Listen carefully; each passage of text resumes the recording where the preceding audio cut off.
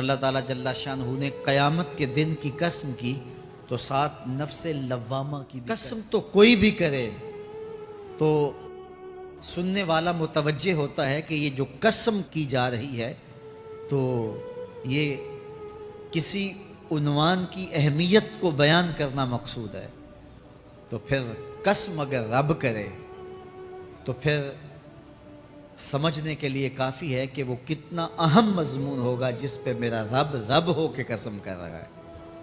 تو قیامت پر اللہ تعالیٰ قسم فرما رہا ہے تاکہ اس کا قسم فرمانا اہل عقل کے لیے کافی ہو کہ اس کے اس بات کے لیے اس سے بڑی کیا دلیل ہو سکتی ہے کہ میرا رب اس پہ قسم کر رہا ہے۔ اَيَحْسَبُ الْإِنسَانُ أَن لَّن نَّجْمَعَ عِظَامَهُ، اللہ تعالیٰ ارشاد فرماتا ہے کہ کیا آدمی یہ سمجھتا ہے کہ ہم ہرگز اس کی ہڈیاں جمع نہیں فرمائیں گے؟ یہ ایک کافر تھا عدی بن ربیعہ، یہ مراد ہے یہاں انسان سے۔ ایک روایت کے مطابق ابو جہل بن ہشام مراد ہے۔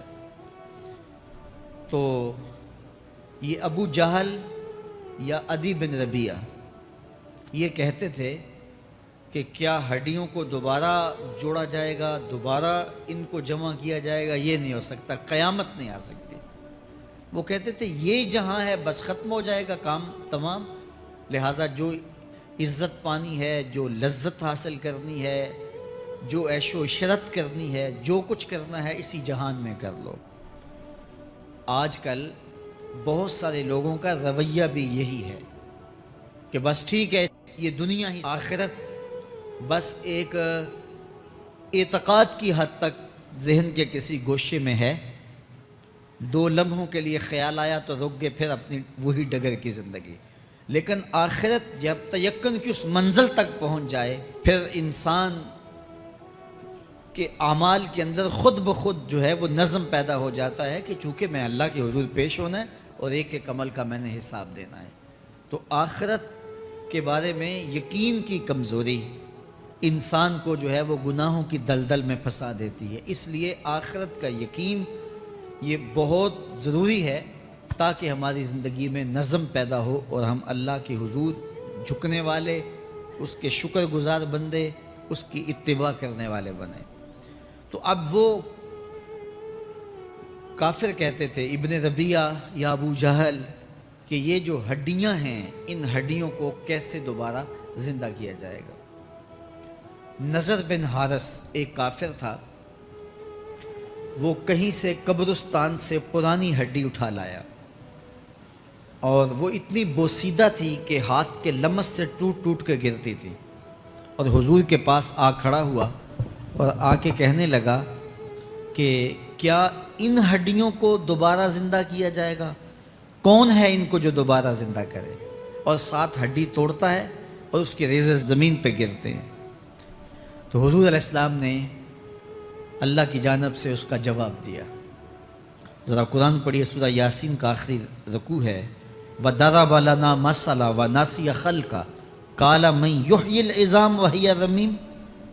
اب وہ باتیں کرنے لگ گیا ہے، اس کی زبان بولنے لگی ہے، اب کہاوتیں ہمارے لیے لاتا ہے، اور کیا کہتا ہے؟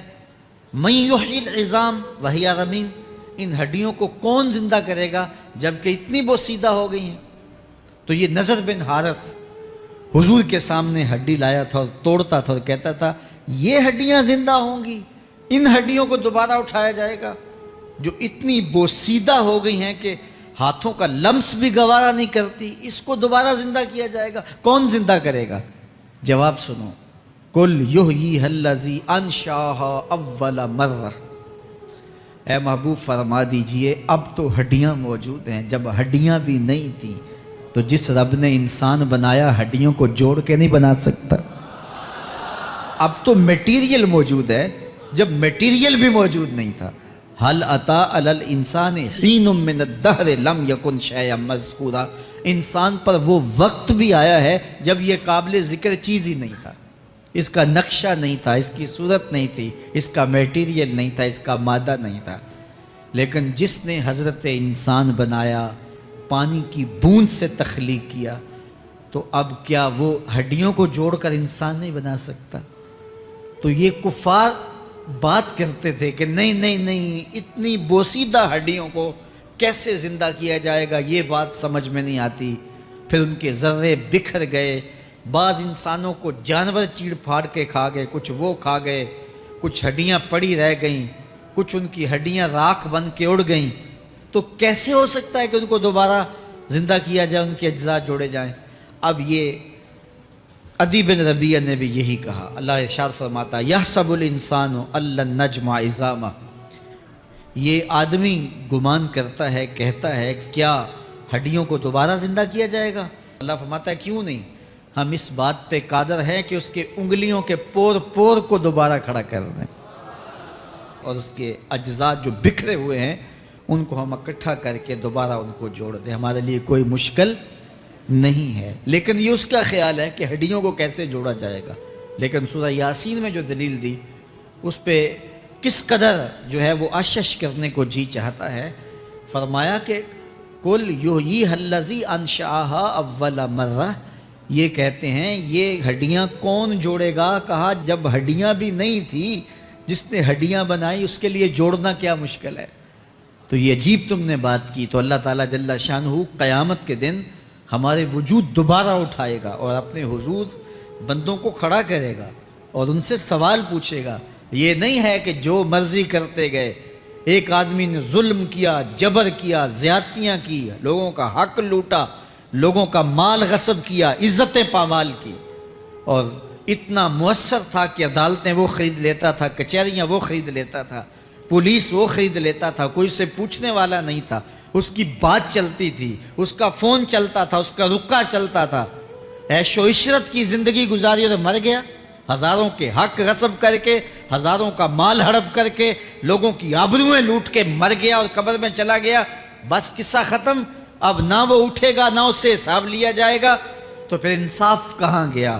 ایک عدالت ایسی ہونی چاہیے کہ جس عدالت میں اس کو بھی پکڑا جائے اور ٹکٹکی پہ باندھا جائے کہ دنیا پر تو کسی نے تجھے پکڑا نہیں، آ اس عدالت میں تیرے خلاف سلطانی گواہ بھی موجود ہیں اور تجھے گناہوں کا، جرم کا بدلہ بھی دیا جائے گا، اور منصف جو ہے وہ انصاف کرے اور ان مظلوموں کو کھڑا کیا جائے کہ دنیا پر تو تمہاری داد رسی کسی نے کی، اس دربار میں تمہاری پوری پوری داد رسی کی جائے گی۔ عقل مانتی ہے کہ ایک ایسا دربار ہونا چاہیے، ایسا احتسابی عمل ہونا چاہیے، ایک ایسی عدالت لگنی چاہیے کہ جس کا کہیں جسے انصاف نہیں ملا اس کو وہاں جا کے انصاف ملے، اور وہ دن قیامت کا دن ہے۔ اس کا یقین زندگی میں نظم پیدا کر دیتا ہے اور تھر تھر بدن کانپتا ہے کہ آج اگر ہم مؤثر بھی ہو جائیں اور کسی کے سامنے جواب دے نہ ہوں، لیکن ایک عدالت تو ہے جہاں ہم نے جواب دہ ہونا ہے اور اپنے ایک ایک عمل کا حساب دینا ہے۔ تو اللہ ارشاد فرماتا ہے کہ اس عدالت کے سامنے تم نے پیش ہونا ہے، تمہارے جوڑ جوڑ کو اللہ تعالیٰ دوبارہ کھڑا کرے گا اور اس کو دوبارہ تخلیق کرے گا اور پیدا کرے گا، اور تم دوبارہ کھڑے ہو جاؤ گے، اس کی حضور پیش ہوگے۔ بل یرید الانسان لیفجر امامہ، بلکہ آدمی چاہتا ہے کہ اس کی نگاہ کے سامنے بدی کرے۔ استغفر اللہ۔ یہ ایک ظالم کافر تھا، وہ حضور کی خدمت میں آیا، کہنے لگا میں نہیں مانتا قیامت آئے گی۔ حضور نے اس کو دلائل دیے، تو جب دلائل کے سامنے بے بس ہو گیا تو کہنے لگا کہ جس قیامت کی آپ بات کرتے ہیں وہ قیامت آ بھی گئی تو میں نہیں مانوں گا۔ اللہ اکبر۔ تو وہ انکار کرنے والوں کی انتہا ہوتی ہے، اور ذرا دیکھیے وہ کیا بول رہا ہے، بل یرید الانسان لیفجر امامہ۔ اس کی سرکشی دیکھیے، اس کا تمرد دیکھیے۔ وہ کہتا ہے اچھا اگر قیامت قائم ہوئی تو یہ گناہ، یہ جرم، یہ بدی، یہ بدکاریاں، یہ ظلم جو میں کرتا ہوں، یہ بدکاریاں رب کے سامنے کروں گا۔ کیسی ڈٹائی ہے، مذاق اڑاتا ہے، تمسخر اڑاتا ہے آخرت کا۔ کہتا ہے جو بدیوں کا کاروبار میں نے گرم کیا ہے، جو بدکاریاں میری زندگی کا معمول ہیں، جو داد عیش دیتا ہوں، جو عزتوں کو پامال کرتا ہوں، جو غریبوں کے پنجے توڑتا ہوں، جو لوگوں کا حق غصب کرتا ہوں، جو برائیاں کرتا ہوں، اگر قیامت قائم بھی ہو گئی تو میں یہ سارے جرم رب کے سامنے کروں گا، پھر وہ مجھے پکڑ کے دکھائے۔ اللہ اکبر۔ یسأل ایان یوم القیامہ، پھر پوچھتا ہے اچھا قیامت کب آئے گی؟ یہ تمسخر کے طور پہ پوچھتا ہے، لاؤ نہ قیامت، کب آئے گی قیامت؟ میں جرم رب کے سامنے کرنا چاہتا ہوں۔ اللہ اکبر۔ اب جواب سنیے، اب لفظوں کا ترجمہ اس زور سے کیا ہی نہیں جا سکتا جس زور کے لفظ ہیں۔ وہ کہتا ہے قیامت کب آئے گی؟ میں تو یہ جرم رب کے سامنے کرنا چاہتا ہوں، کوئی قیامت نہیں ہے، مذاق اڑاتا ہے۔ قیامت کب آئے گی؟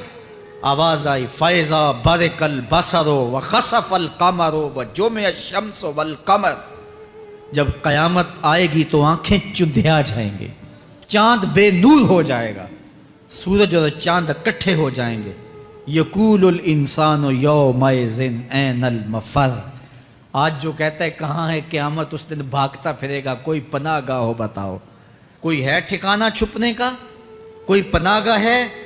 کلا لا وزر، آواز آئے گی کوئی ٹھکانہ نہیں ہے، آج کوئی ٹھکانہ نہیں ہے۔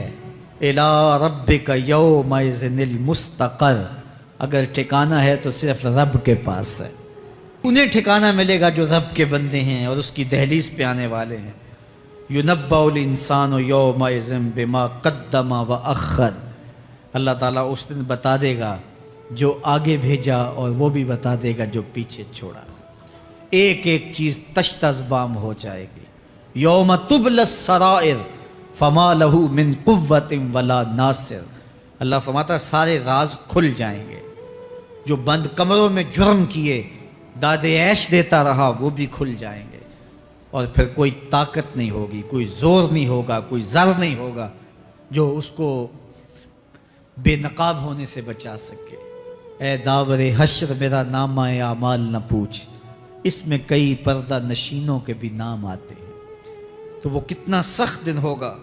ارشاد فرمایا جائے گا کہ جو آگے بھیجا، جو پیچھے چھوڑا، جو جرم کرتا رہا، جو نیکیاں کی، جو برائیاں کی، سب کچھ تشت ازبام ہو جائے گا۔ بل الانسان علی نفسہ بصیرہ، بلکہ آدمی خود اپنے حال پر اچھی طرح خود آگاہ ہے۔ ہم اسے نامہ اعمال کے دفتر دیں گے جہاں سب کچھ لکھا ہوگا۔ قرآن بتاتا جب نامہ اعمال سامنے آئے گا تو وہ بے ساختہ پکار اٹھے گا، ما لہذا الکتاب لا یغادر صغیرۃ ولا کبیرۃ الا احصاها، ہائے اس کتاب کو کیا ہوا، اس نے چھوٹی بڑی کوئی بات نہیں چھوڑی، سب کچھ لکھ دیا۔ نامہ اعمال سامنے ہوگے، زمین بولے گی، ہاتھ پاؤں بولیں گے، فرشتے بولیں گے، کرامن کاتبین بتائیں گے یہ کیا کیا جرم کرتا رہا، کیا کیا گناہ کرتا رہا۔ تو اس دن ہر شے سامنے آ جائے گی۔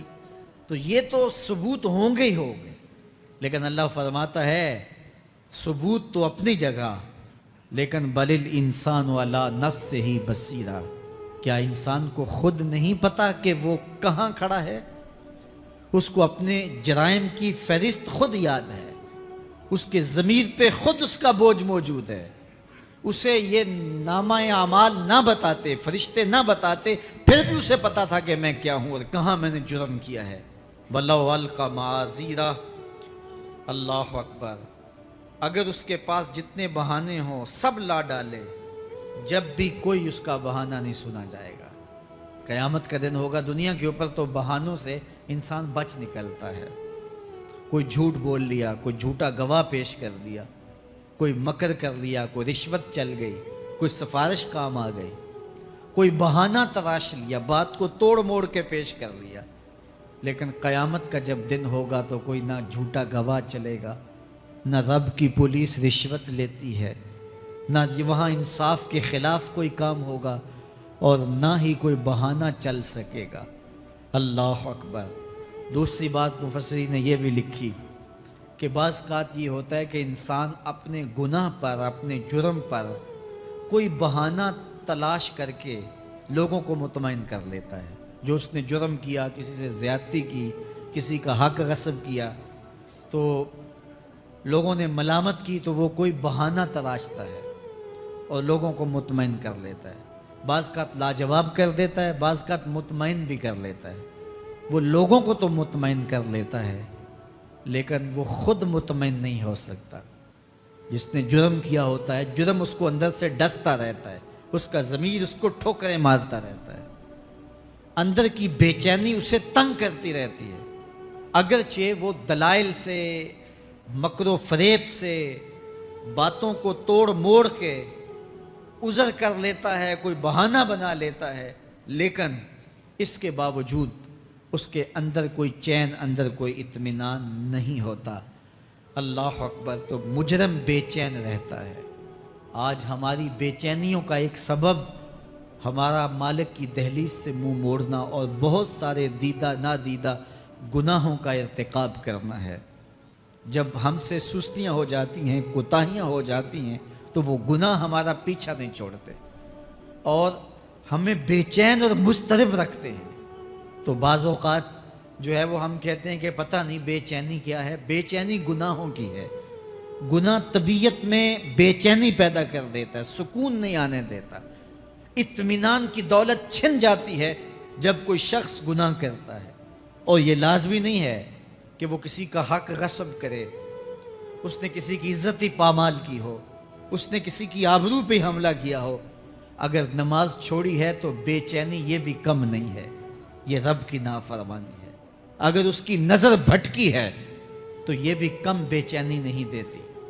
اگر اس کا خیال بہکا ہے، اس نے زبان سے کسی کو دکھ دیا ہے، اس نے کسی کے لیے سب و شتم کا انداز اختیار کیا ہے، گالی گلوچ کا رنگ اختیار کیا ہے، تو پھر کیا ہوا کہ یہ بے چینی اندر کو توڑتی رہتی ہے۔ انسان چلتا پھرتا ہے لیکن اسے طمانیت نہیں ملتی، اسے سکون نہیں ملتا۔ سکون کب ملے گا؟ سکون تب ملتا ہے جب کسی سے زیادتی کی ہو تو اس سے جا کے معافی مانگ لی جائے، اور اس لجاجت کے ساتھ معافی مانگی جائے کہ وہ مجبور ہو جائے معاف کرنے پہ، تو پھر اندر طمانیت اتر جاتی ہے۔ اگر رب کی نافرمانیاں کی ہیں تو لیلۃ القدر کے دامن میں اس سے معافی مانگ لو، اتنی لجاجت سے معافی مانگو، اس قدر رو کے معافی مانگو، ترلے منت پہ اتراؤ، ہاتھ جوڑو، آنسو بہاؤ، چیخو، چلاؤ، رو، اس کی دہلیز سے لپٹ جاؤ، اس سے اپنے گناہوں کی معذرت کرو۔ جب مالک نے معاف کر دی، اندر کی ساری بے چینیاں مٹ جائیں گی، دل کو قرار مل جائے گا، دل کو تسکین نصیب ہوگی۔ تسکین اس کی دہلیز سے تمہیں ملے گی، یہ اندر سے پھوٹتی ہے، باہر سے نہیں آتی ہے۔ تسکین کے قافلے اندر ہی اترتے ہیں، اندر سے اس کے سوتے پھوٹتے ہیں، اس کے چشمے پھوٹتے ہیں۔ ہم باہر سے ڈھونڈتے ہیں، باہر سے تسکین نہیں ملتی، یہ اندر سے آئے گی۔ اس لیے اس دل کے اوپر لگے ہوئے میل کچیل کو، غلاظت کو دور کر لو اور کھرچ دو دل کے اوپر پڑے ہوئے جتنے بھی زنگ ہیں، تو پھر نتیجہ کیا ہوگا؟ دل ستھرا ہوگا، مصفہ ہوگا، مزکا ہوگا، تو پھر دل پر نور ہوگا، تو پھر آپ کو زندگی گزارنے کا لطف اور سرور اور مزہ آنے لگ جائے گا۔ تو انسان جب دلیلیں تراشتا ہے، اس سے بعض کا اپنے آپ کو بھی مطمئن کرنے کی کوشش کرتا ہے، اوروں کو بھی مطمئن کر لیتا ہے، لیکن حقیقت میں اطمینان نہیں ہوتا، وہ بے چینی ہوتی ہے۔ تو اللہ تعالیٰ جل شانہ اس کہانی کو بیان کرتے ہوئے ایک اور مضمون کو بیان کیا، اور یہ بالکل درمیان میں جملہ معترضہ کے طور پہ جو ہے وہ نظر آ رہا ہے کہ بات تو چل رہی ہے، تو اچانک اللہ اپنے محبوب سے مخاطبہ فرماتا ہے، کیا ارشاد کرتا ہے؟ لا تحرک بہ لسانک لتعجل بہ۔ تو یہ اچانک بات کیوں آ گئی؟ اصل بات یہ تھی کہ جب وحی نازل ہوتی تو آقا کریم علیہ السلام ہمہ تن گوش ہو کے اس وحی کو سنتے، پھر اس کو محفوظ کرنے کی فکر ہوتی کہ جو میں نے سنا ہے وہ اچھی طرح مجھے یاد ہو جائے، اور پھر آقا کریم علیہ السلام کی تیسری فکر یہ ہوتی کہ اس کے جو معارف ہیں، اسرار ہیں، اور اس کے جو ثمرات ہیں، اس کی جو تفصیلات اور نکلنے والے اس کے نتائج ہیں، وہ بھی اچھی طرح جو ہے وہ میں سمجھ پاؤں۔ تو یہ تین مشقتیں بیک وقت حضور گوارا کر رہے ہوتے۔ اب قیامت کا ہولناک منظر جو پیش کیا گیا، اور پھر انسان جب اپنے رب کی نافرمانی کرتا ہے تو جو اس کا حال ہوتا ہے، تو یہ سارے مضامین کو اللہ کے محبوب سن رہے تھے۔ حضور کے قلب اطہر پر گرانی آئی، اور میرے رب کو کیسے گوارا تھا۔ جو حضور سن رہے تھے جلدی جلدی اس کو زبان پہ لانا چاہ رہے تھے تاکہ وہ اچھی طرح ازبر ہو جائے، لیکن اللہ نے محبوب کی اس مشقت کو دیکھا تو فرمایا لا تحرک بہ لسانک لتعجل بہ۔ محبوب آپ اپنی زبان کو جنبش نہ دیں، آپ جلدی کرتے ہیں تاکہ وہ جو میں نے سنا ہے وہ میری زبان پہ آ جائے۔ ان علینا جمعہ و قرآن، یہ ہمارے اوپر ہے، ہم آپ کے دل میں جمع بھی کریں گے، جو آپ کو سکھایا ہے وہ آپ کو یاد بھی رہے گا، وہ آپ بھول نہیں سکیں گے۔ فَإِذَا قَرَأْنَاهُ فَاتَّبِعْ قُرْآنَهُ، اور جب ہم پڑھ لیں تو پھر اس کے بعد آپ اس کو دہرائیں پڑھیں۔ ثُمَّ إِنَّ عَلَيْنَا بَيَانَهُ، پھر اس کی تفصیل بھی ہمارے ذمے ہے، اس کا بیان بھی ہمارے ذمے ہے۔ اس سے وہ لوگ جو حجیت حدیث کا انکار کرتے ہیں اور پھر وہ کہتے ہیں کہ نہیں بس قرآن مجید کی آیات ہی ہیں، اس کے علاوہ اور کچھ نہیں ہے، وہ من اللہ نہیں ہے، تو یہاں غور کرنا ہے۔ ثم ان علینا بیانہ فرمایا گیا، پھر ہمارے اوپر ہے اس کا بیان جو آپ کو ہم القاء کریں۔ اور آقا کریم نے فرمایا، سنن نسائی کی روایت ہے، انما اوتیت القرآن ومثلہ معہ، مجھے قرآن دیا گیا اور قرآن جتنے اور علوم بھی میرے سینے میں رکھے گئے۔ تو صرف قرآن ہی نہیں اتارا گیا حضور کے سینے میں، حضور کے سینے میں بہت کچھ نازل کیا۔ حضور کا سینہ گنجینہ ہے اسرار و معانی کا، اور اللہ تعالیٰ جل شانہ نے اپنے محبوب کو بہت کچھ عطا کیا۔ یہ بیان کرنے کے بعد فرمایا، کلا بل تحبون العاجلہ وتذرون الآخرہ۔ اللہ اکبر، کوئی نہیں بلکہ یہ جو تم لوگ ہو اے کافرو، تم اس چیز کو پسند کرتے ہو جو بالکل نقد ہے، جو جلد ملنے والی ہے۔ دنیا کا سودا نقد ہے، دنیا کے نفع نقد ہیں، دنیا کی لذات نقد ہیں۔ شیطان کہتا ہے اب چوری کرو اب مال آئے گا، اب زنا کرو اب لذت ملے گی، اب ڈاکہ کرو اب امیر ہو جاؤ گے۔ تو دنیا کے سودے نقد ہیں اور آخرت کے وعدے ادھار ہیں۔ تو ارشاد فرمایا، بل تحبون العاجلہ، تم دنیا کی جو عاجل چیزیں ہیں، جو بالکل نقد سودے ہیں، تم ان کے پیچھے پڑتے ہو، وَتَذَرُونَ الْآخِرَةَ، اور آخرت کو چھوڑتے ہو۔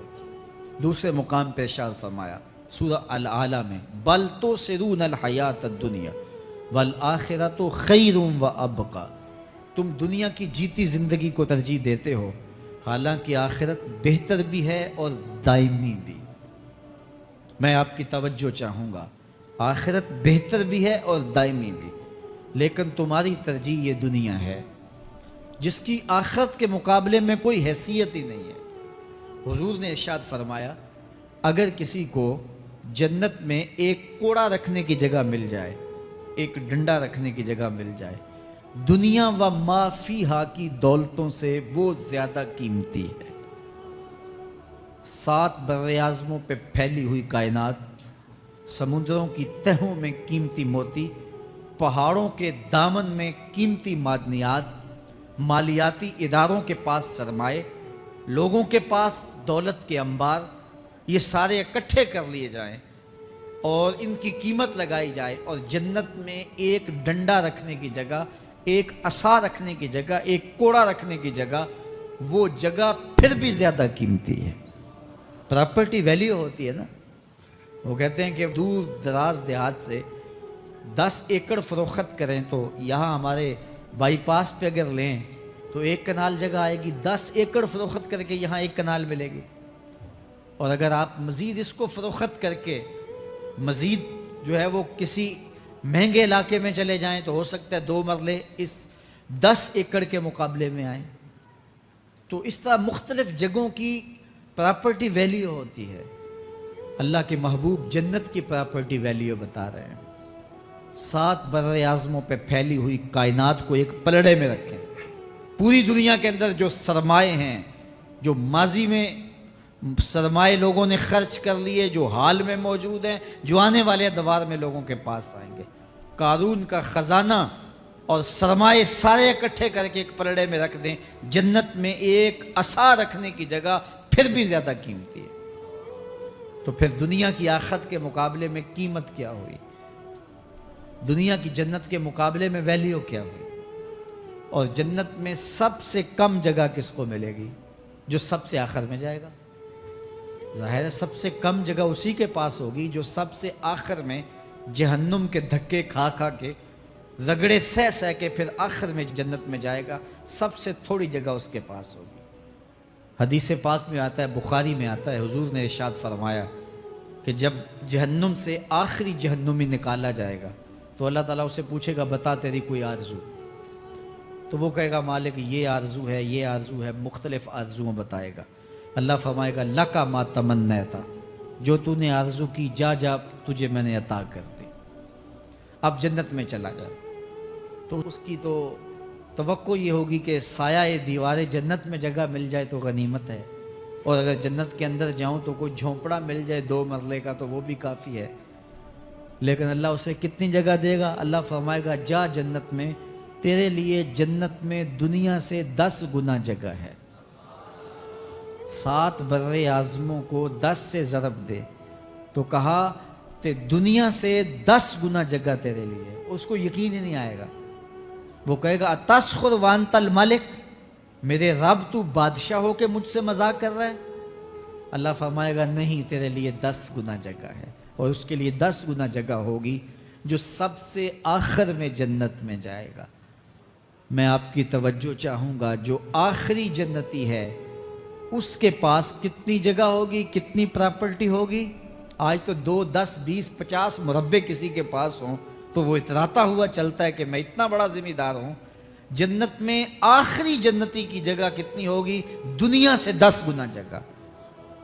تو داتا گنج بخش علی حجویری کی جاگیروں کا عالم کیا ہوگا، بابا فرید الدین گنجے شکر کی جاگیروں کا عالم کیا ہوگا، پھر اصحاب رسول کی جاگیروں کا عالم کیا ہوگا۔ قیمتی کتنی جگہ کہ ایک ڈنڈا رکھنے کی جگہ مل جائے، دنیا و ما فیہا سے وہ قیمتی، اور وہ قیمتی جگہ دنیا سے 10 گنا جگہ اس کو دی جائے گی جو سب سے آخر میں جائے گا۔ تو مجھے بتائیے اس سے بڑا بے وقوف کوئی ہے جو آخرت کو برباد کر کے دنیا کا سودا کرتا ہے؟ بل تؤثرون الحیات الدنیا والآخرۃ خیر وابقی، کہا آخرت بہتر بھی ہے اور دائمی بھی ہے، نہ ختم ہونے والی زندگی ہے۔ تو یہاں بھی ارشاد فرمایا کلا بل تحبون العاجلہ وتذرون الآخرہ، تم نقد کے پیچھے دوڑتے ہو، آخرت جو ادھار ہے اس کی پرواہ نہیں کرتے ہو۔ یہ نقد تمہیں مل بھی جائے، پہلی تو بات ہے ملتی نہیں ہے، دنیا تمہارے آگے بھاگتی ہے اور تم پیچھے بھاگ رہے ہو۔ کچھ حصہ تمہیں مل بھی گیا تو وہ کتنے سالوں کے لیے؟ 60 سال 70 سال، یہ تو بڑی لمبی زندگی ہے۔ ہمارے ہاں 45 سال ایوریج نکالی گئی ہے۔ 60 سال بھی کوئی جی لے، 70 سال بھی کوئی جی لے، کیا حیثیت ہے آخرت کے مقابلے میں؟ آخرت کا ایک دن یوم حشر قرآن بتاتا ہے 50,000 سال کا ہوگا۔ 50 سال کا نہیں، 50-100 سال کا نہیں، 50,000 سال کا ایک دن۔ پھر اس کے بعد نہ ختم ہونے والی زندگی، مینڈے کی شکل میں موت کو بھی ذبح کر دیا جائے گا، موت کو بھی موت آ گئی، اب موت نہیں ہے، نہ ختم ہونے والی زندگی۔ اور جو جنت میں چلا گیا سب سے آخر میں جانے والے کی یہ جائیدادیں۔ تو اصل زندگی تو آخرت کی زندگی ہے۔ کلا بل تحبون العاجلہ وتذرون الآخرہ، یہ تو ایک سودا ہے۔ اب اللہ تعالیٰ ایک اور چیز بتا رہا ہے، ذرا غور کیجئے۔ دنیا کی محبت دل میں ایسی پیدا ہو گئی کہ ہمیں سال کے بعد ماہ سیام میں مسجد میں آنا نصیب ہوتا ہے، اور ہم اپنی ہی دنیا میں مگن ہیں کہ یہی دنیا سب کچھ ہے۔ یہ کائنات بھی دیکھو، میرا رب بیان کر رہا ہے وجوہ یومئذ ناظرہ الی ربہا ناظرہ۔ وہ دن جب آئے گا تو جب بندے اس کے حضور حاضر ہوں گے، جنہوں نے اپنی زندگی حزم و احتیاط سے گزاری ہوگی، رب کی اتباع میں، فرما برداری میں، اس کے حکموں کو پورے کرتے بسر کی ہوگی، پھر ان کو صلہ کیا ہوگا؟ اللہ فرمایا کچھ چہرے ہوں گے جو تر و تازہ ہوں گے، کھل کے گلاب ہو جائیں گے، چہرے منور اور تابہ ہوں گے۔ یہ اتنے کھلے کیوں ہوں گے، چہرے گلاب کیوں ہوں گے؟ الی ربہا ناظرہ، اس لیے کہ رب کا دیدار نصیب ہوگا۔ رب کا دیدار نصیب ہوگا تو چہرے کھل جائیں گے، اور چہرے شگفتہ ہو جائیں گے، چہرے تر و تازہ ہو جائیں گے۔ یار کوئی پرانا دوست مل جائے اور آپ سخت صدمے کے ماحول میں ہوں تو اچانک اسے دیکھ لیں تو آپ کا چہرہ کھل جاتا ہے اور آپ کا چہرہ گلاب بن جاتا ہے، تو پھر کیا منظر ہوگا؟ دنیا کے تھکے ہوئے لوگ जंगों के सताए हुए लोग, बदर, ओहद, हुनैन और करबला की सख्तियां गवारा किए हुए लोग, तहज्जुद के अंदर लंबा क़याम करके रातों की तन्हाइयों के थके हुए लोग, हलाल खाया हराम नहीं खाया और दुनिया से पीछे रह गए, दुनिया आगे चली गई और ये हलाल की तलाश में बज़ाहिर पीछे रह गए। घर वाले भी ताने देते हैं कि तुम तो पीछे रह गए, दुनिया कहाँ चली गई, तुम्हारे रिश्तेदार कहाँ चले गए। ताने और तानो तशनी के बरसते तीर सहे सारी ज़िंदगी गुजार दी। दुखों के मारे हुए ये शख्स जब क़यामत के दिन अपने रब के हुजूर जाएंगे तो अल्लाह रुख अनवर से निकाब हटा देगा। फिर क्या होगा? अल्लाह का दीदार होगा तो ये चेहरे खिल जाएंगे, सारी थकन उतर जाएगी, जन्म जन्म की सारी थकन उतर जाएगी और चेहरे शगुफ्ता गुलाब बन जाएंगे। अल्लाह फरमाएगा देखो इनके चेहरे कैसे खिले हुए, वजूह यौमाइज़िन नादिरा इला रब्बिहा नाज़िरा। ये तो खुशनसीब लोगों के चेहरे हैं। व वजूह यौमाइज़िन बासिरा, और फिर उस दिन कुछ मुंह बिगड़े हुए होंगे। कैसे बिगड़े होंगे? पाँव में दर्द हो तो चेहरे पर बगाड़ होता है, पेट में दर्द हो तो चेहरा अच्छा दिखाई नहीं देता, कान में दर्द हो, आंख में दर्द हो, सर में दर्द हो तो चेहरा बिगड़ जाता है। और इनके चेहरे इतने बिगड़े होंगे, कोई आने वाला खौफ तारी हो तो चेहरे बिगड़ जाते हैं। और इंसान के चेहरे की हवाइयाँ उड़ी होती हैं, अब इनके चेहरों की हवाइयाँ उड़ी होंगी। क्यों? कुरान बताता है तज़ुन्नु अन युफ़अला बिहा फ़ाक़िरा, ये डर रहे होंगे कि हमारे साथ अब जो सलूक होने वाला है वो कमर की हड्डी तोड़ देगा।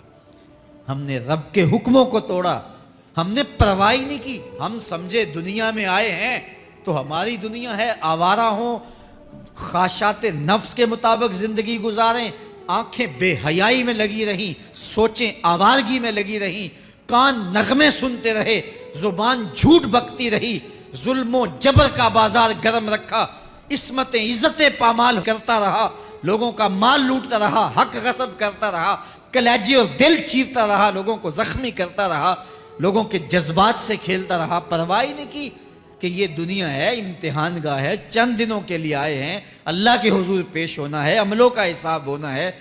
अब जब वो देखेंगे कि हमारे साथ क्या होने वाला है तो उनके चेहरे पहले बिगड़ जाएंगे। क्यों? वो गुमान करेंगे कि उनकी रीढ़ की हड्डी तोड़ दी जाएगी। ऐसे अजाब आएंगे जिस तरह किसी की रीढ़ की हड्डी टूट जाए तो उसका चेहरा शगुफ्ता गुलाब तो नहीं होता, उसका चेहरा जो है वो तो किस कदर मुरझाया हुआ होता है। तो अल्लाह इरशाद फरमाता है इस तरह इनके चेहरे होंगे। अभी अजाब आया नहीं है लेकिन चेहरे पहले उतरे हुए होंगे और जब अजाब की भट्टी में डाले जाएंगे, अल्लाह अकबर। और वो सख्त अजाब, हुजूर ने जिब्रील अमीन से पूछा मुझे जहन्नुम के अजाबों का जिक्र सुनाओ। अर्ज़ की हुजूर सबसे हल्के अजाब की कहानी सुनाता हूँ, और वो ये कि जहन्नुमी के पाँव में आग का जूता रखा जाएगा, बाकी पूरा बदन उसका सलामत होगा। ये सबसे हल्के अजाब की कैफियत है। अब पाँव में आग का जूता होगा, हिद्दत, गर्मी, शिद्दत इतनी होगी कि दिमाग पिघल के नाक और कानों के रास्ते से बाहर आ जाएगा। पाँव में रखे हुए जूते की गर्मी दिमाग को ऐसे चढ़ेगी कि वो पिघल जाएगा और नाक और कानों के रास्ते से बाहर आ जाएगा।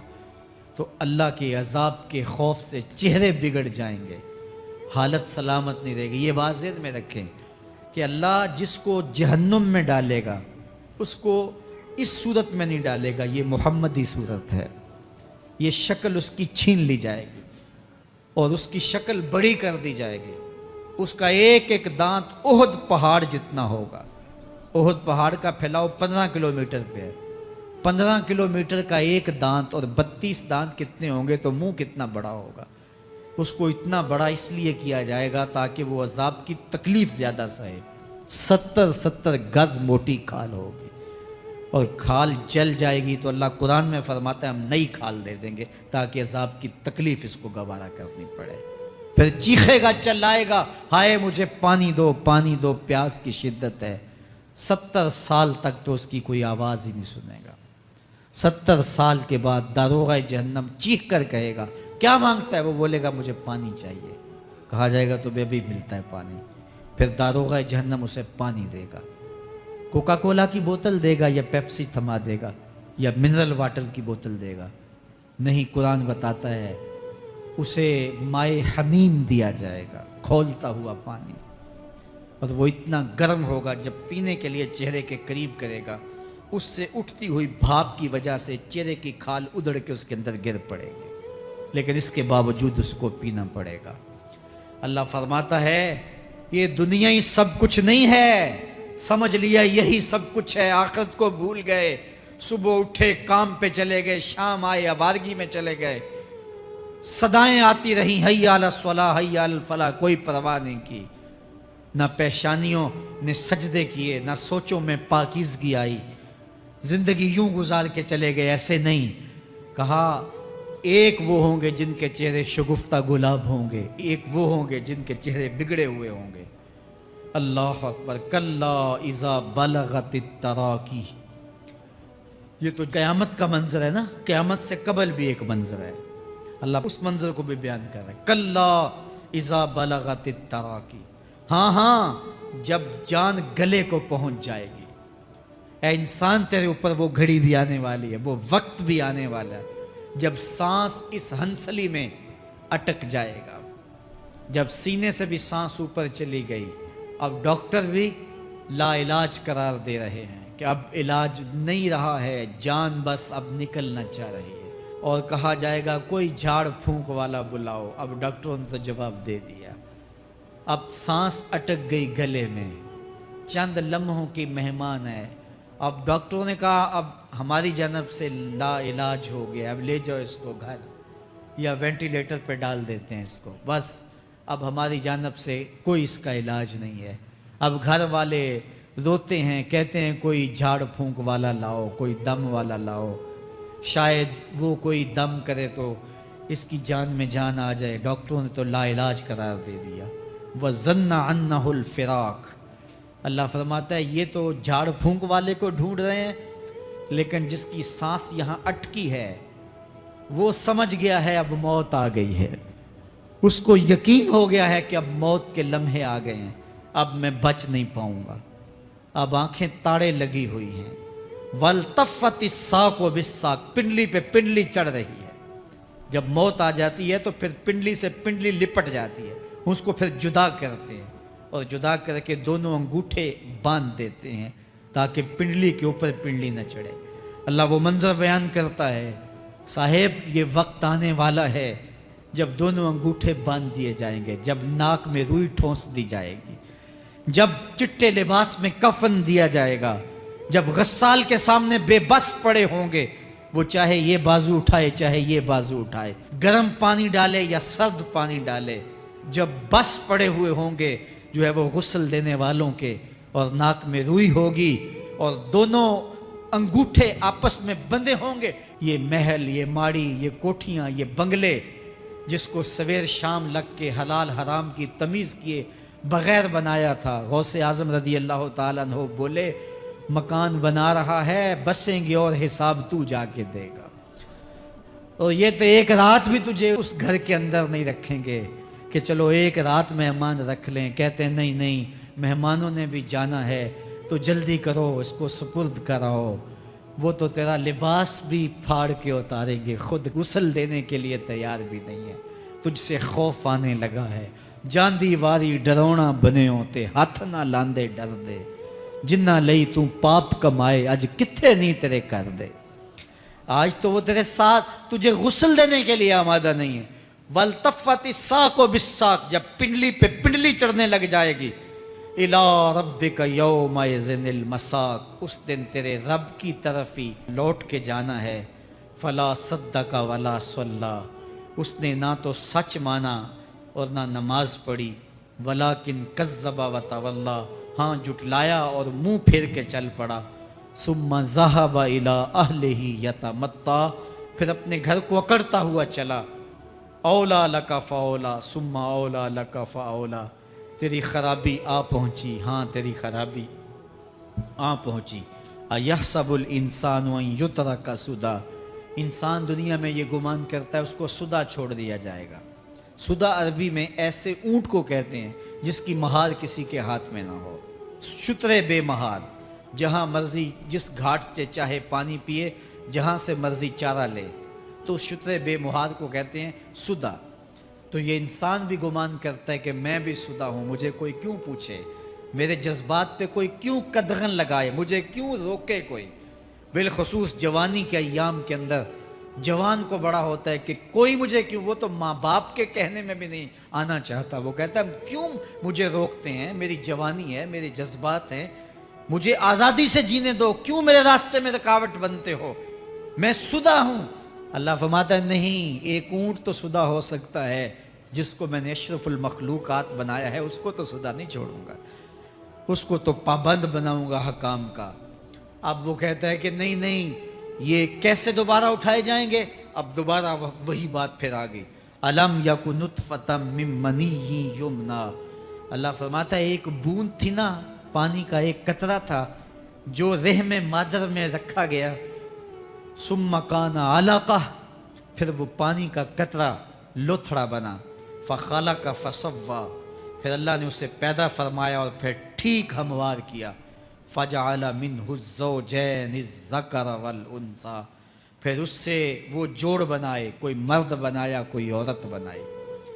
کہا اب غور کر، اب تیری آنکھیں دیکھتی ہیں، بجلیاں چمکتی ہیں، تیری زبان کا طوطی بولتا ہے، لوگ اشش کرتے ہیں تیری گفتگو پہ، تیری گفتار پہ صدقے جاتے ہیں، تیرے لہجے کے جمال کو دیکھتے ہیں، تیرے سینے کا زور، تیرے پنجوں کی طاقت، تیری دماغ کی تیزیاں اور تیری سوچوں کے اجالے، تیری زوردار ٹانگیں، تیرے کڑیل بازو اور تیری چوڑی چھاتی اور تیرے گلاب کی پتیوں جیسے ہونٹ، اے انسان یہ سب کچھ کہاں تراشا گیا؟ ماں کے رحم میں، اس تاریکی میں جو 3 پردوں میں تھی، تیرا سر تیرے گھٹنوں میں تھا، اور تیرے رب نے وہاں تیرے اندر نسوانیت یا رجولیت کی صلاحیتیں پیدا کی، تیری آنکھوں میں چمک پیدا کی، تیرے کانوں میں نغمے بکھیرے، تیری زبان کے پٹھوں پہ قوت ذائقہ رکھی، تجھے بولنے کی صلاحیت دی، تیرے پنجوں میں زور رکھا۔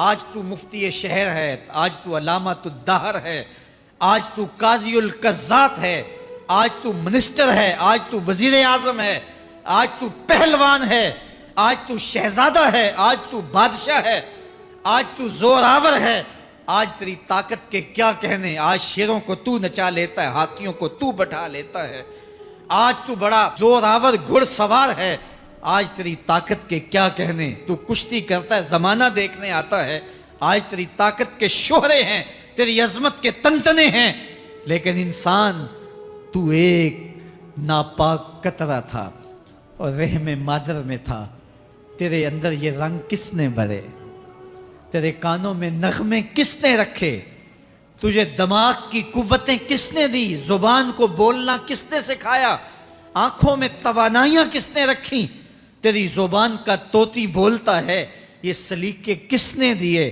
پھر اللہ فرمایا، کتنا زوردار بیان ہے، الیس ذالک بقادر علی ان یحیی الموتى، جو ماں کے پیٹ میں ایک نطفے کو ایک خوبصورت انسان بنا سکتا ہے، ہڈیوں کو جوڑ کے دوبارہ انسان نہیں بنا سکتا؟ کیا وہ دوبارہ تجھے کھڑا نہیں کر سکتا اپنے سامنے پیش ہونے کے لیے، جس کے حکموں کو تو نے توڑا ہے، جس کے فرامین کا تو نے مذاق اڑایا ہے؟ کیا وہ اتنا ہی بے بس ہے کہ اپنے حضور تجھے جو ہے وہ کھڑا ہی نہیں کر سکتا ہے؟ جس رب نے تجھے ماں کے شکم میں شکل دی، حضرت شیخ فرید الدین عطار بولتے ہیں، سانے کستی سلاتی می شود، ایسا کاریگر ہے مٹی سے بادشاہ بنا ڈالتا ہے، اس نے مٹی سے دارا و سکندر بنائے، اس نے مٹی سے جو ہے وہ رستم و سہراب بنائے، اس نے مٹی سے کیا کیا بنا دیا، جو مٹی سے بادشاہ بنا سکتا ہے، جو نطفہ رحم مادر سے جو ہے وہ شکل اور صورت اور رنگ اور جمال بنا دیتا ہے۔ تیری صورت نکھرتی ہے، تیرے ہونٹ گلابی ہیں اور تیری نرگسی آنکھیں ہیں، تیرے ریشمی بال ہیں اور تیری خوبصورت رنگت ہے، تو چال چلتا ہے تو لگتا ہے قیامت چل رہی ہے، تیرا قد رانا جو ہے وہ صنوبر کو شرماتا ہے، تیری گفتار کے تنتنے ہیں۔ جس نے اتنی خوبصورت شکل ماں کے رحم میں بنائی، کیا وہ ہڈیوں کو جوڑ کے دوبارہ انسان نہیں بنا سکتا؟ وہ دوبارہ انسان بنائے گا اور پھر تجھے اپنے حضور کھڑا کرے گا۔ اور ایک حدیث میں آتا ہے اللہ بندے کو اپنے حضور کھڑا کرنے کے بعد اپنے سامنے سے ہٹنے نہیں دے گا جب تک 5 سوال نہیں پوچھ لے گا۔ ان عمر ہی فی ما افنا ہو، اس کی عمر کے بارے میں پوچھے گا کہاں ضائع کی؟ میں نے تجھے زندگی دی 60 سال 70 سال 40 سال 50 سال، اس زندگی کو کہاں گزار کے آیا ہے؟ ان شباب ہی فیما ابلا ہو، اس کی جوانی کے بارے میں پوچھا جائے گا جوانی کہاں گزار کے آیا ہے؟ مجنوں تو نہیں بنا رہا، خواہشات کا اسیر تو نہیں ہو گیا، دیوانوں کی طرح زندگی تو نہیں گزار کے آ گیا؟ تیری جوانی کسی چوک میں تو نہیں گزری، تیری جوانی آوارگی میں تو نہیں گزری، ساری رات سوشل میڈیا کے اوپر گندگی اور غلاستیں تو نہیں دیکھتا رہا؟ تیری زندگی گزری کہاں ہے؟ تیری جوانی گزری کہاں ہے؟